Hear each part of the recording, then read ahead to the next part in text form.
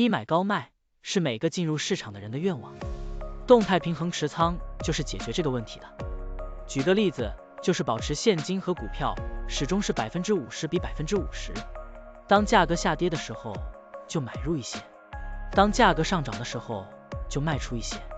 这样做，通过低买高卖维持仓位比例的均衡，即使价格经过一定时间的震荡又回到原位，也可以获得波动的收益。现在我们就设定一些参数，让 Stock Tuning AI 帮我们生成程序，对贵州茅台600519SS 进行回测计算。设定参数如下：检查间隔，每周五按照收盘价检查一次；价格梯度，每变化10%就启动买入或者卖出操作；运行时间从2023年1月1日到2024年4月30日；交易手续费设定为0.30%。这样设定节省了盯盘的时间和操作次数。好了，按照上面的设定，程序运行的结果是累计交易2次，期末持仓价值97366.53元，盈利负2.63%，相比持仓不动，多盈利负1.13%。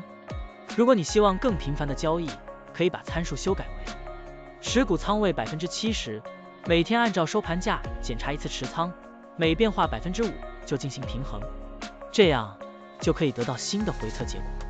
累计交易12次，期末持仓价值99282.95元，盈利负0.72%，相比持仓不动，多盈利0.79%。股票的波动特性不一样，盈利效果就不同，参数设定不同，盈利效果也会不同。怎样找到最优的组合呢？请评论区留言，让 Stock Tuning AI 来帮助你。股票调优 AI， 利用 AI 技术赋能您的股票选择与操作。本站内容不构成对任何人的投资建议，您应当基于自己的独立判断做出决策。扫描二维码获取文字稿，欢迎点赞、评论、转发。